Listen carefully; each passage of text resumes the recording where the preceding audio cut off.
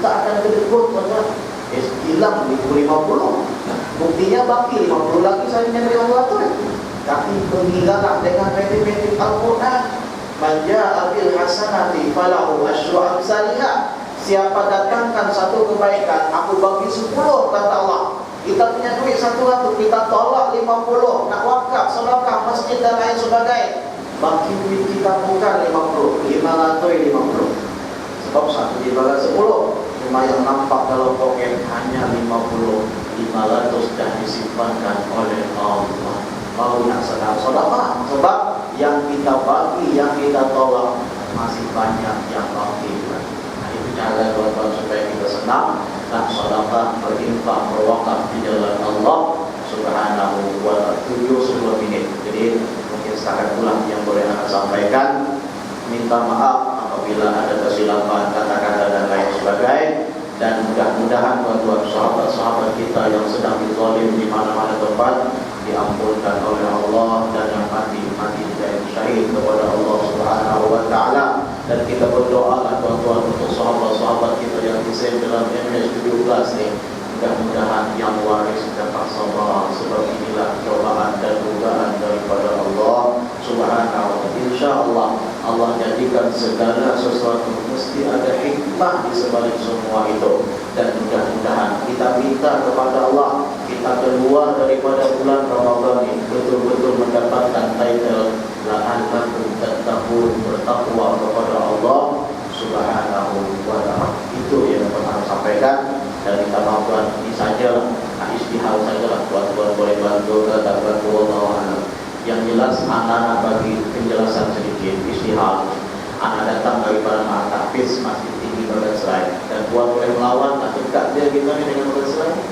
Jadi anak bawa sijil wakaf ni sebab kita sedang tengah bina baru buat tapak, baru buat tapak.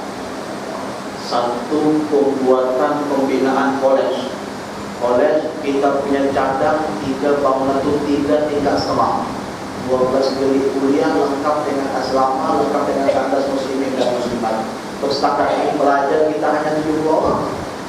Nak terima lagi tuan-tuan yang daftar, tapi tak ada lagi punya asrama dan lain sebagainya. Jadi niat kita ada cadang nak bina satu kolej, satu pembangunan baru untuk pemuda-pemuda kita.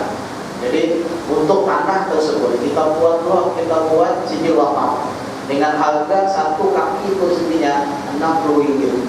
1 kaki persegi RM60 saja. Jadi di sini kita minta dari pihak sekolah, tuan tulis nama yang diwakaf. Misalnya ibu-ibu, kaki misalnya 2 kaki, bapak buat kan nama mewakaf atau nama yang diwakafkan. Kalau untuk kita alamat kita, alamat waktu di buku Ustaz, alamat kita lah, nombor telefon. Apa tujuan tuan-tuan? Yang pertamanya kita lebih yakin sebab kita punya jalan, memang duit itu memang kita betul-betul nak gunakan untuk pembinaan. Yang kedua, dengan adanya nama tuan, kita akan tahu nama-nama mewakaf. Yang ketiga, tujuannya ialah kenapa ditulis nama Allah. Sebab orang-orang yang dituliskan macam banyaknya tuan, tanyakan anak bawa ke Johor, baru datang ke Johor semalam. Jadi niat kita ialah tiap malam Jumaat kita buat sembahyang hajat, buat tahlil, baca yasin, belajar yang 70 orang ni kita suruh baca Quran sampai besok. Hadiahnya kita hadiahkan nama-nama yang telah ditulis dalam buku. Nah itu adalah istimewanya. InsyaAllah tabarakallah, tiap-tiap bulan Jumat kita hadiahkan pahala-pahala untuk orang yang berwakaf dan diwakaf. Misalnya ibu bapak tuan dan lain sebagainya. Terpulanglah, kalau nak ambil beberapa kaki pun terpulang kemampuan.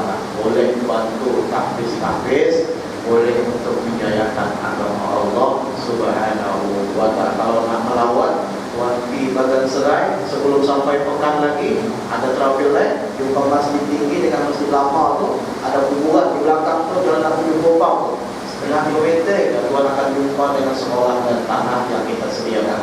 InsyaAllah tidak tanah pergi dalam, InsyaAllah supaya yakin sangat kadang-kadang ragukan. Silakan saya maaf kalau salah kan. Jadi InsyaAllah itu yang dapat saya sampaikan. Minta maaf dan mungkin ada bagi masalah, mungkin 30 minit atau 40 minit ke ada yang nabi wah hadir kan, Allah alam lah. Kalau niat tiada ada sudah, tinggal kita amalkan ilmu yang boleh kita dapat sekarang ini.